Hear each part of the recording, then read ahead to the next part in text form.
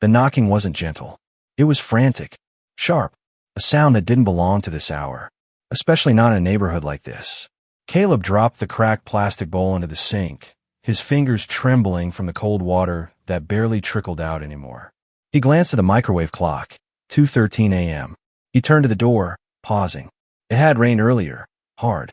Now it was just the quiet hiss of wind and the damp smell of pavement. Still, whoever was on the other side hadn't stopped. 4 knocks now, then 5. His 6-year-old son stirred on the couch behind him, curled under a worn blanket too small for growing legs. Caleb stepped over quietly, pulling the blanket higher, and made his way toward the door. Another knock. He opened it and froze. She was barefoot, drenched, pale as porcelain and shivering so hard her teeth chattered. Mud clung to her knees, her white dress torn at one shoulder. Her eyes, wide, alert, frightened. Not drunk, not lost, terrified. "Please," she whispered, voice raw. "Can I come in?" Caleb didn't ask her name, didn't ask what she was running from, didn't even ask why the hell she was on his porch this late. He just stepped aside. The woman stumbled in, nearly collapsing onto the rug. Caleb quickly locked the door behind her. He ran for the closet, yanked out his spare flannel, and threw it over her. "You okay?" he asked, kneeling beside her. She couldn't answer. She just nodded as tears spilled down her cheeks. Caleb stared at her for a moment longer, then grabbed a towel and wrapped it around her shoulders. She wasn't from here. That much was obvious. Her nails were manicured, her skin smelled faintly of perfume, and she carried herself like someone not used to being this small. He didn't press. Instead, he motioned to the kitchen. "You need something warm. Tea, coffee." The woman looked up, lips trembling. "Tea," she said quietly. If it's not trouble." He gave a soft chuckle. "Everything in this house is trouble. But tea's still tea." She smiled through her tears. "Just barely." Caleb moved fast. The kettle was cracked, the mugs mismatched, and the honey half crystallized. Still, within minutes, she held a warm cup in both hands. "I'm Caleb," he offered finally. "And that snoring blanket on the couch is my son, Noah." She looked toward the boy, her eyes softening. "He looks peaceful." "He hasn't been, lately," Caleb admitted. "But he's all I got. So I fight hard to keep that peace." Silence lingered between them, until she took a breath. "My name's Elise," she said, holding her tea tightly. "I'm sorry for showing up like this. I didn't know where else to go." He nodded slowly. "Want to tell me what happened?" She hesitated. Then, "I was supposed to get married tomorrow." Caleb blinked. "But I found out tonight. He wasn't just cheating," she said, her voice cracking. "He had a whole second life. Another apartment. Another woman. Her throat tightened. A baby." Caleb sat back, stunned. "And when I confronted him," she continued, "he snapped. I thought he'd hit me. I panicked. I grabbed my bag. I ran out barefoot and kept walking. I walked till I couldn't anymore. And somehow I ended up here." Caleb leaned forward. "You're safe now." The words left his mouth like a promise he hadn't made in a long time. And Elise, for the first time in hours, closed her eyes and exhaled. But it wasn't over. Not by a long shot. The next morning, Caleb's old beat-up phone buzzed with a number he didn't recognize. "Elise, that you?" A deep male voice said over the line. "You disappeared. You're causing a scene. We just want you to come home, yeah? I think it's time we talk." Elise's face went pale. She reached for the phone, but Caleb had already cut the line. "Was that him?" she asked, shaking. He nodded. "I don't know who that was exactly. But if someone makes you this afraid, they don't deserve a second chance to be near you." Elise stared at him. This man, this single dad with nothing to offer but warmth and truth. And she felt a shift. Something deep. She whispered, "Why are you being kind to me?" He looked her dead in the eye. "Because someone should have been kind to me when I needed it." And from that moment, something unspoken was born. Not romance. Not yet. But trust. A beginning. And none of them, not Caleb, not Elise, not even little Noah asleep on the couch, had the slightest clue what storm was about to come knocking next. 3 days passed. Elise stayed, not out of comfort, but because the world outside Caleb's front door still felt colder than the storm that brought her there. She slept on the couch, wrapped in layers of flannel and faded throw blankets. Caleb didn't ask questions.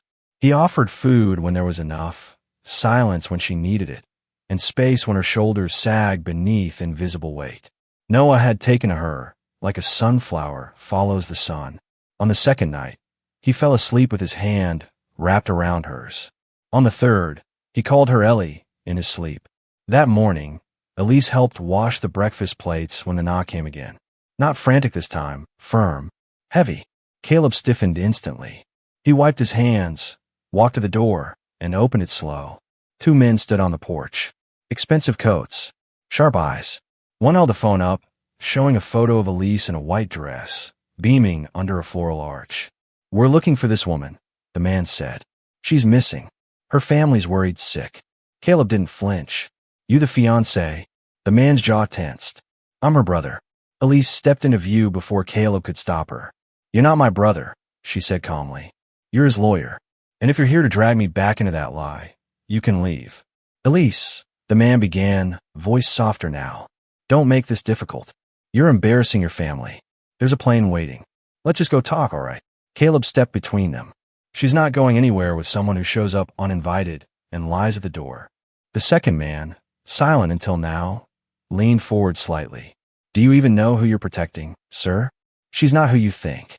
"Neither are you," Caleb said, and shut the door in their faces. That night, Elise cried for the first time since arriving. Not loud, not broken, just quiet, like the ache had gone too deep to scream anymore. "I didn't just leave a cheater," she said softly, sitting at the edge of Caleb's creaky porch. "I left my entire life. Everything that had my name on it. He had his hands in it too. He had me sign documents I didn't read, convinced me to transfer assets, build his fake empire on my real trust. He was setting me up. If I'd married him, I'd have lost everything." Caleb said nothing. He sat beside her, silent and still, watching the moonlight scatter across the puddled street. "I used to have money, you know," she continued. "Cars, a condo above the skyline, friends who toasted me in rooftop bars. I used to think people like you were just unlucky." He turned to her, eyes tired but steady. "And now, I think people like you are rare. People who give without asking why." Caleb chuckled. "Well, I'd say I gave you my last clean towel, so you better stick around till laundry day." Elise laughed through her tears. But even in that fragile moment, both of them knew the past wasn't done. Not yet. The next day it started. Not the calls, not the knocks, the attacks. Caleb came home from a quick grocery run to find his porch spray painted. "Thief" in blood-red letters. The tires on his truck? Slashed. Inside, Elise stood trembling, phone in hand. Her ex had posted a story across his socials. "Mental illness is real. If anyone sees Elise Hartley, please bring her home. She's sick, dangerous, and needs help." The post was gaining traction. Shares, sympathy, even offers to search. Elise looked at Caleb, voice shaking. "He's flipping the narrative. He's making me the villain." Caleb clenched his jaw. "Then we flip it back." She stared at him. "Ow." Caleb walked over to his small, battered safe. He pulled out a plastic folder. Old papers, bills, envelopes yellowed with time. "This house," he said, laying out property documents. "It's all I've got. But it's in my name. Paid in sweat, second jobs, and ramen noodles. I've been off the grid since Noah's mom left." Elise looked confused. Caleb continued. "I kept my online life quiet for a reason. No social, no photos. I wanted to protect Noah from what happened with his mom. But also means I have nothing for them to use against me." He met her eyes. "So we use mine." That night, Elise posted a video. No makeup, no filters, just her in Caleb's tiny kitchen. "I left my wedding dress in a ditch," she said to the camera, "because I found out the man I was marrying had built his entire life by stealing mine. I didn't disappear because I'm unstable. I ran because I finally saw the truth." She didn't name names. She didn't curse. She spoke like a woman who'd burned everything behind her and was walking barefoot into the unknown anyway. And the internet exploded. Support flooded in. Comments, DMs, even a few lawyers. But with attention came risk. The next morning, Caleb woke to police sirens. 2 officers stood outside, claiming to have a welfare concern for Elise. They demanded entry. Elise stepped outside before Caleb could stop her and calmly handed them a printed statement from her own attorney. It was signed, notarized, and stamped. Any further attempt to detain me or question me without cause, she said clearly, will be met with a civil suit. They left. But Caleb noticed something else. Across the street, parked beside an old blue sedan, was a black car with tinted windows. Same one from yesterday. They were being watched. That night, Elise turned to Caleb. I can't stay here anymore. It's not safe for Noah. But Caleb shook his head. You can't run forever. And neither can he hide behind lawyers. If he took from you, we take back. Elise blinked. What do you mean? I've seen people like him, Caleb said. They wear suits to cover what they are. But you, he paused, nodding slowly. You still got something he doesn't. What? He looked her in the eye. A soul. Caleb had always kept his past locked away. Not because he was ashamed, but because no one ever asked.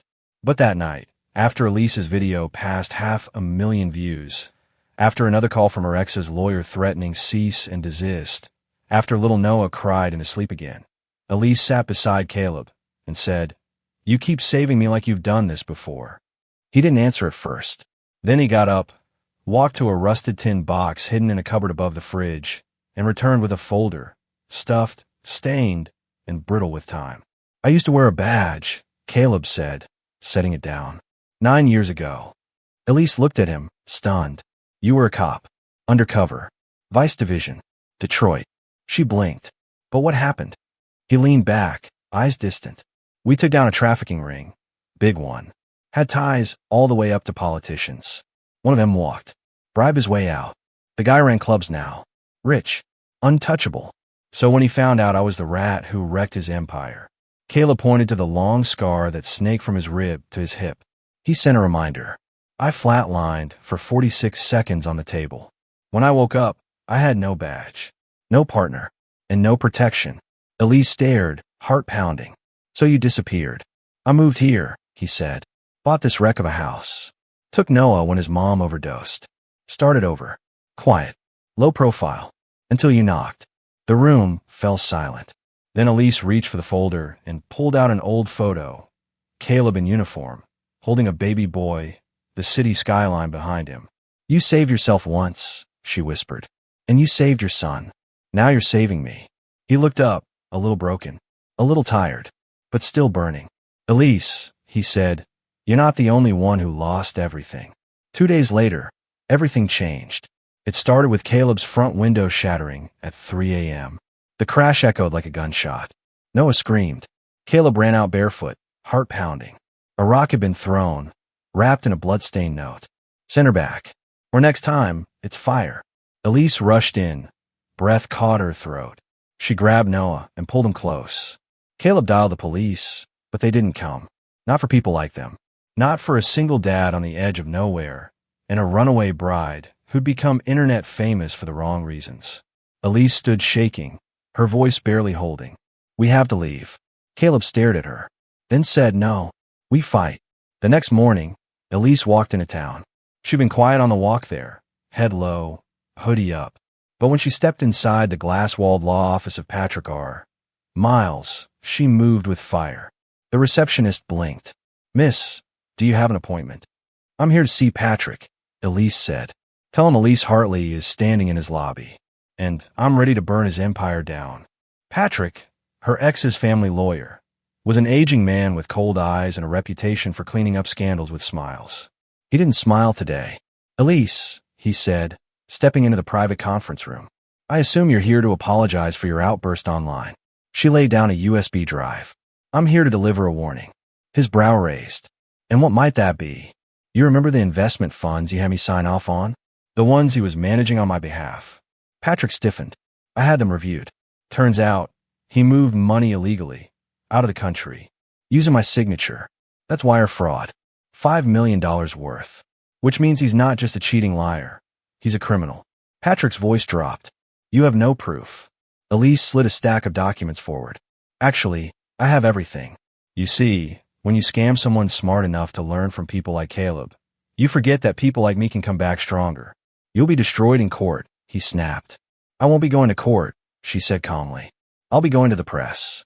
She stood. And when they find out that your firm helped authorize stolen funds from a woman you smeared as mentally unstable, let's just say, the headlines write themselves. She walked out before he could say a word. That night, she returned home to Caleb and Noah. She dropped the USB on the counter and said, "We just bought time. Maybe even freedom." Caleb raised a brow. "You blackmailed him." "I outsmarted him." He looked at her, long and deep, and smiled. But not everything was safe. The black car returned that night, parked across the street. Only this time, Caleb stepped out into the rain with a baseball bat. He walked right up to the tinted window, knocked once, then said loud enough for them to hear, "You got 24 hours to vanish. Because if you don't, the girl you're hunting is no longer alone. She has me, and I don't scare easy." Inside, Elise sat beside Noah, who had fallen asleep on her lap again. She whispered softly, "I think I finally know what safety feels like." Caleb walked back in, soaked from the rain, eyes locked on her. And though nothing had been said, something between them cracked open that night. A fragile, honest, impossible beginning. Elise's video hit 1 million views in 2 days. People started digging. Someone leaked her ex's name. Then the stolen fund documents. Screenshots. Witnesses. And just like that, his perfect image cracked. But Caleb felt the shift too. He saw a man watching from across the street. Saw the same black car trail him to the gas station. He wasn't paranoid. He was hunted. So that night, he packed a bag. Not for himself. For Noah. Just in case, he told Elise quietly. "If something happens, take him and run. Don't wait for me." Her eyes welled up. "Don't say that. I need you to be ready." That night, it happened. Caleb was walking home from his old job, late shift at the scrapyard, when 2 men stepped out of an alley. "You should have stayed out of it," one said before swinging. Caleb fought back hard, but 2-on-1. He didn't stand a chance. By the time Elise found him, he was bloodied, slumped near the fence, breathing shallow. "Caleb," she screamed, kneeling. "Stay with me." He looked up at her, dazed.